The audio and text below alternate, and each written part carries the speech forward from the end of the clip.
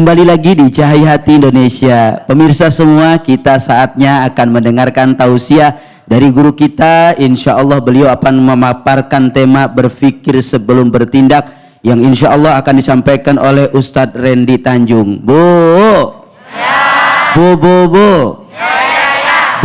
Bu, ya, ya. Udah siap dengerin apa belum? Ya. Silahkan guru.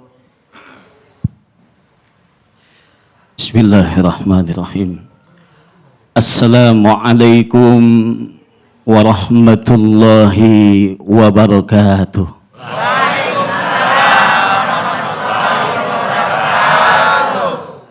Alhamdulillah, alhamdulillahi rabbil alamin, wal aqibatu lil muttaqina wa la udwana illa 'alal zalimin.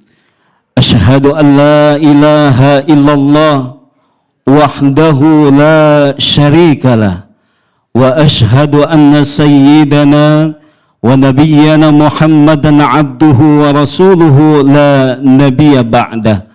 Allahumma salli fa salli wa sallim wa barik ala sayyidina Muhammad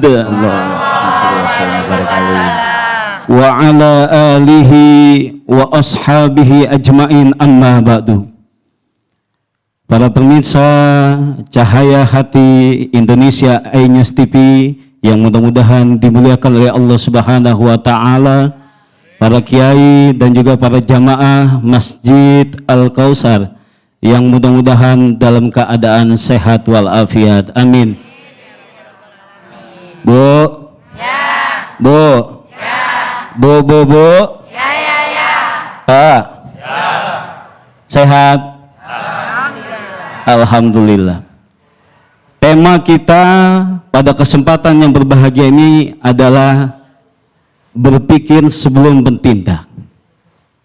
Dalam bahasa Arab dikatakan dalam sebuah mahfuzat, yaitu fakir qabla an ta'zima. Berpikirlah terlebih dahulu sebelum kita bertindak.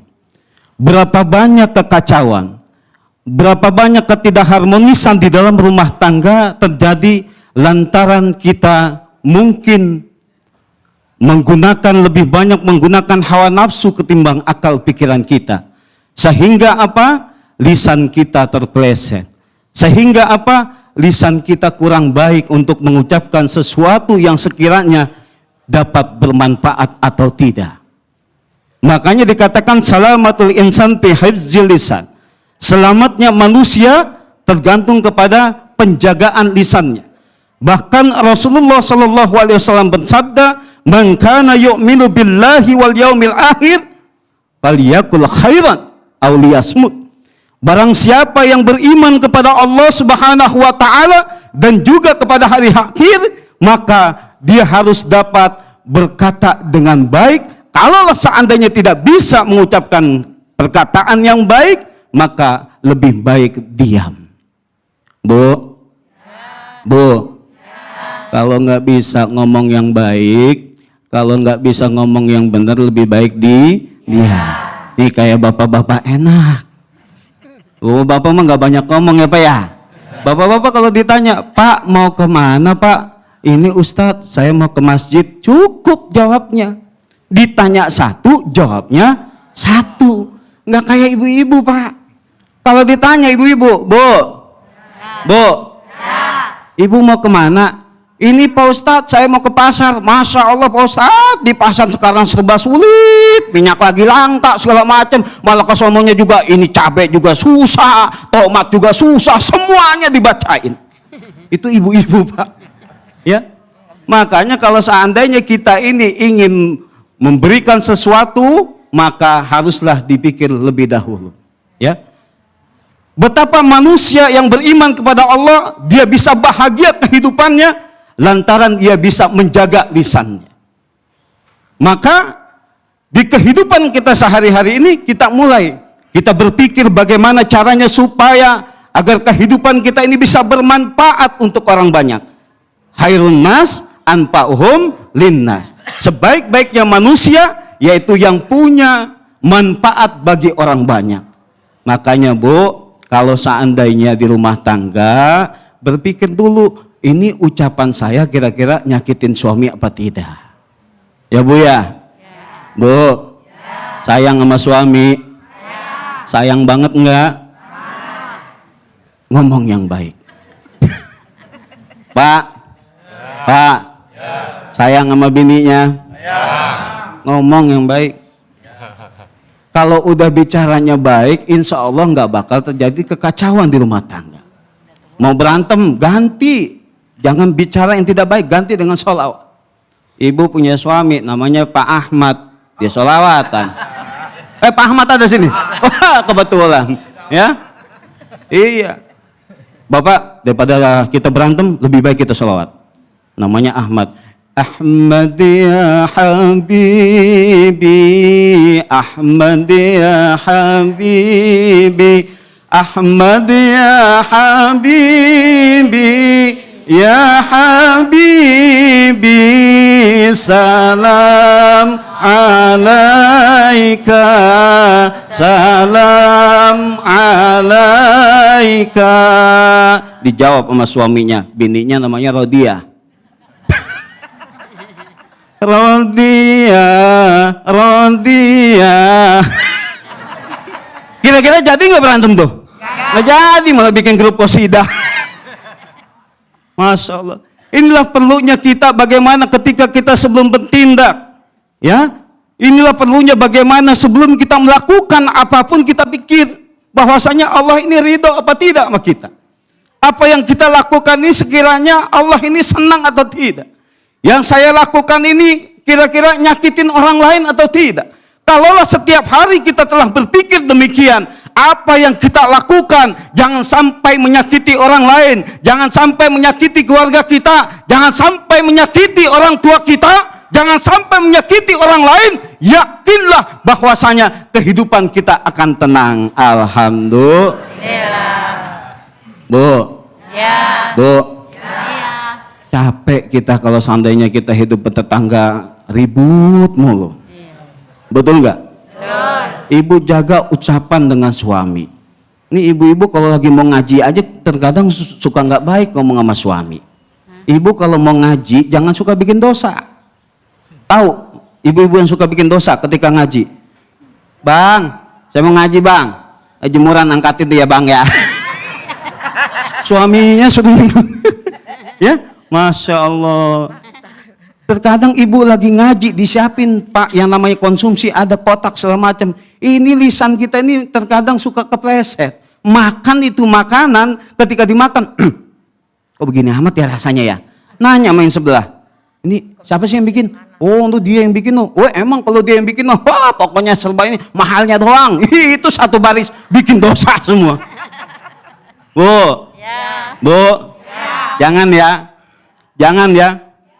Jadilah kita manusia yang ketika kita dilahirkan betapa orang lain ya senang melihat kelahiran kita. Sementara diri kita menangis ketika kita dilahirkan. Betul nggak? Kita dilahirkan ke dunia ini dalam keadaan menangis, sementara orang lain yang melihat kita dalam keadaan senyum, senang, bergembira. Betul? Betul? Dan kita balik bagaimana ketika kita nanti meninggal dunia. Ketika kita meninggal dunia, bagaimana caranya supaya kita meninggal dunia dalam keadaan tersenyum bahagia, sementara di sekeliling kita menangis lantaran kita tinggalkan. Kenapa bisa tersenyum bahagia? Lantaran kita memiliki amal ibadah, lantaran kita memiliki suatu manfaat di masyarakatnya, sehingga apa? Sepeninggalan kita penuh dengan kenangan-kenangan yang indah. Bu, Bu. Suami meninggal sedih nggak Bu? Sedih nggak Bu? Sedih. Pak, bini Bapak meninggal sedih nggak? Ini ragu-ragu kalau nanya sama Bapak. Sedih Ustaz. Mata kanan, mata kirinya lagi nyari mana ganti. Masya Allah, inilah Pak terkadang kita di rumah tangga, Masya Allah, ya kita sebagai bapak-bapak, Masya Allah, kita lagi Pak, apalagi berhubungan ketika itu sebelum nikah, Masya Allah, ucapan kita baik, awal-awal nikah ucapan kita baik, segala macam, punya anak 1, 2, 3, sampai 4, ketika itu kita baru-baru nikah, Masya Allah harmonis ucapan kita, ya. Istri kita kesandung batu segala macam, Neng, hati-hati. Tuh, coba. Hati-hati diganti dengan hati-hati, ya kan? Ya kan? Nah, habis hujan, becek, hati-hati ecek, begitu. Giliran punya anak 3, 4, kondangan, kesandung batu, batunya gede, segala macam.